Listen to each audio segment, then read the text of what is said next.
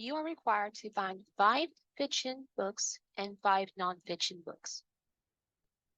To get started, you are going to go to library.wingate.edu.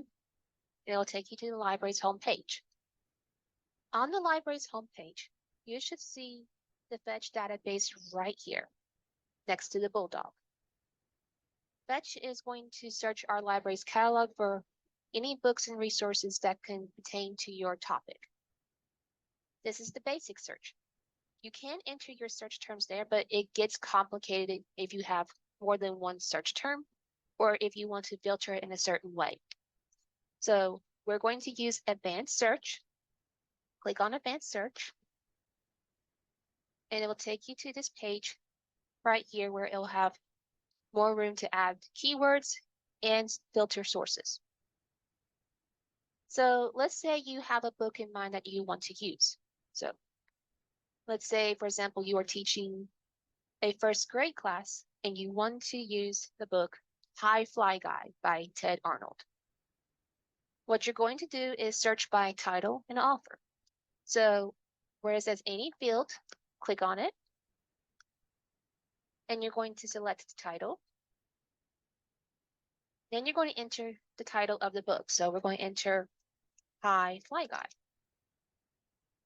Now, because this title is more than one word, we have to put it in quotation marks to keep it together. Anytime you have a keyword or a title that's more than one word, you have to put them together in quotation marks. Otherwise, the database will get confused and not find the book. Once you have your title, we're going to go to the Boolean operator. So right where it says and, click on that. There are 3 types of Boolean operators. And is what you would use to connect your search terms and tell the database you're looking for all of these words. Or is what you would use to connect your synonyms. It is basically going to tell the database you're looking for either option. And then not is what you would use to eliminate an unhelpful term. So for this example, we're going to use and then any field, we're going to select author. And then we're going to enter the author's name, Ted Arnold. So put quotation marks, Ted Arnold. And then right here on the right-hand side, you'll see material type, language, start date, and end date. We are going to go to the material type and select books. Once you have your title and author in the search, click on the search button below.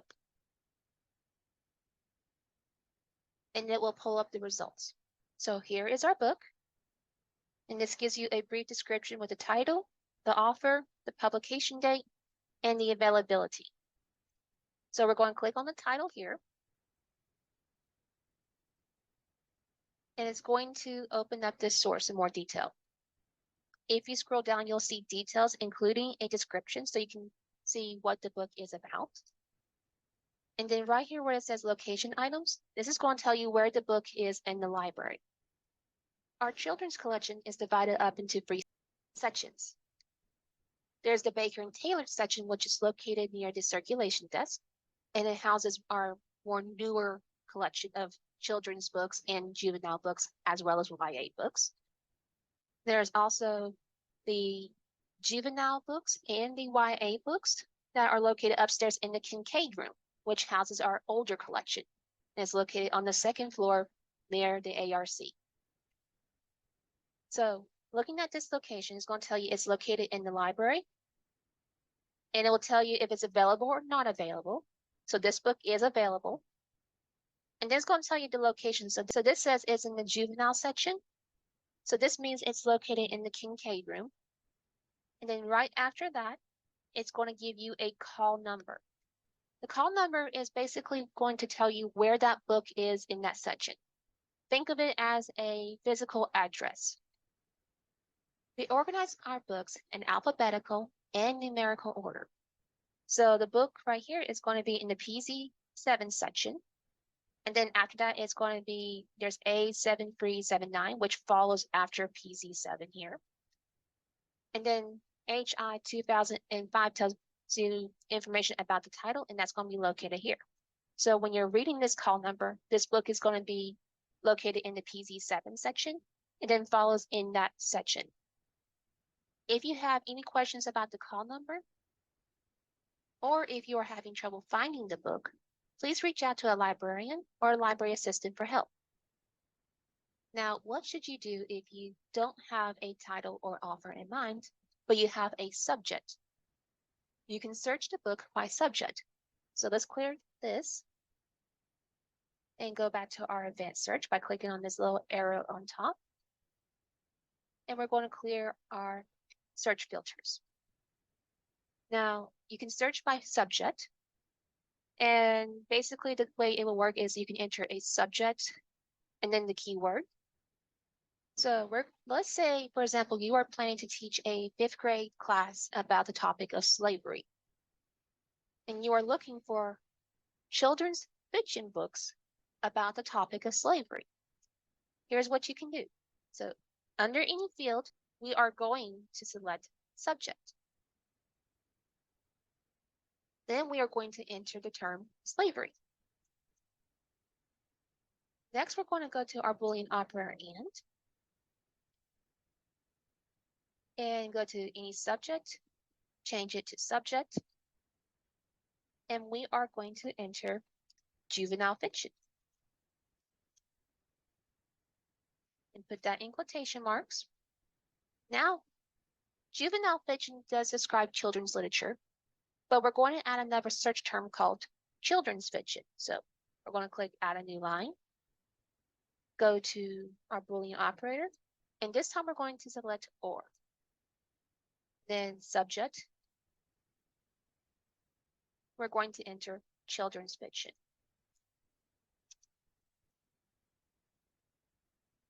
Put that in quotation marks.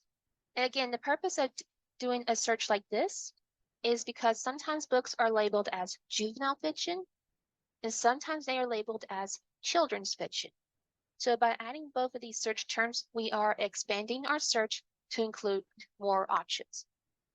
Again, this is just an example. So you can change the topic of your choosing, or you can switch it out to include nonfiction books, or change it to include YA, young adult, nonfiction, nor fiction.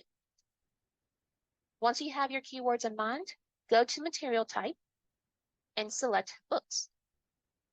Once you have everything set, hit search. And it will pull up physical books and ebooks. Now, ebooks are a good source to use as well because they are still considered books, and it's just how they're available that's different.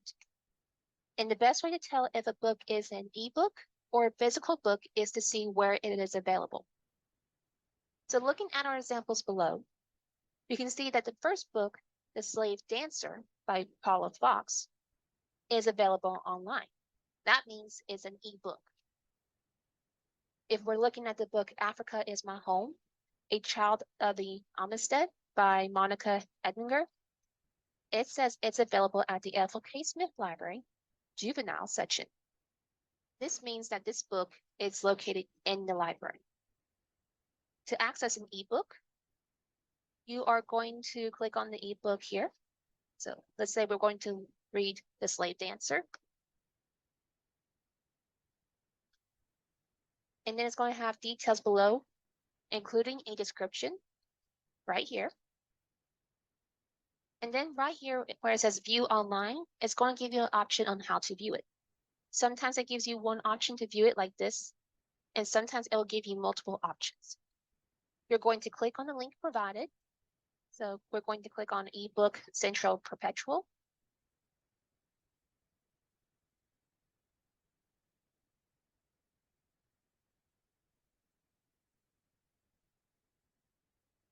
And here is our ebook.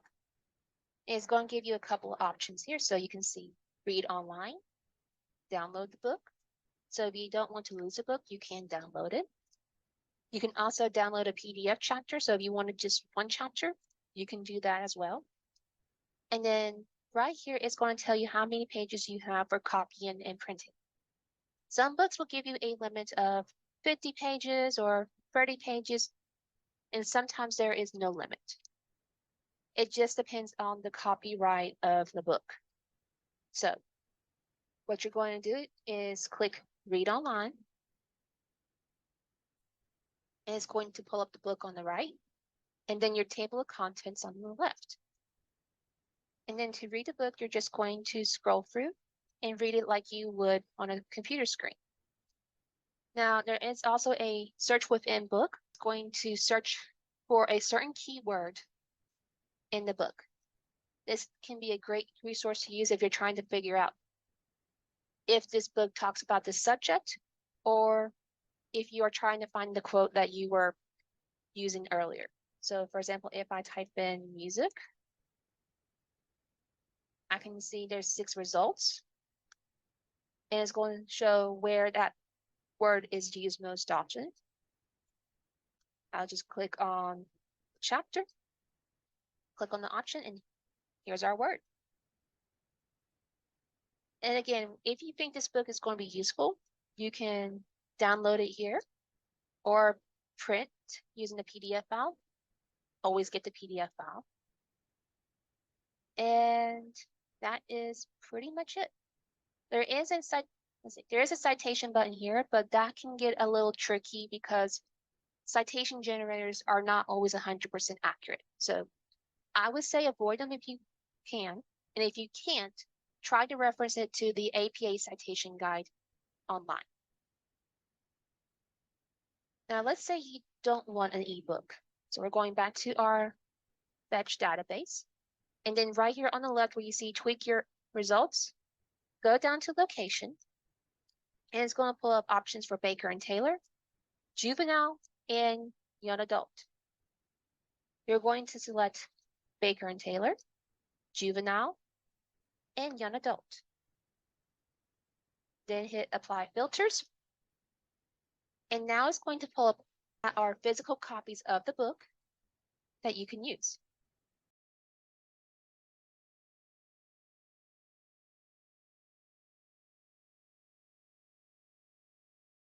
One is annotated bibliography. It is an alphabetical list of sources that contain a summary and evaluation of each source.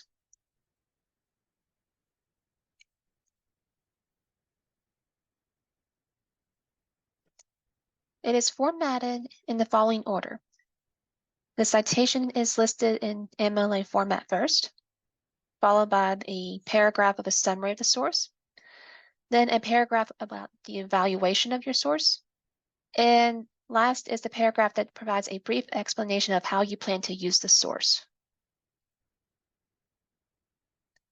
The purpose of an annotated bibliography is to provide citations and to show proof of credibility and relevance to your topic. Now that we have gone over what an annotated bibliography is, let's go over an example. This example is an annotated bibliography for High Fly Guy by Ted Arnold.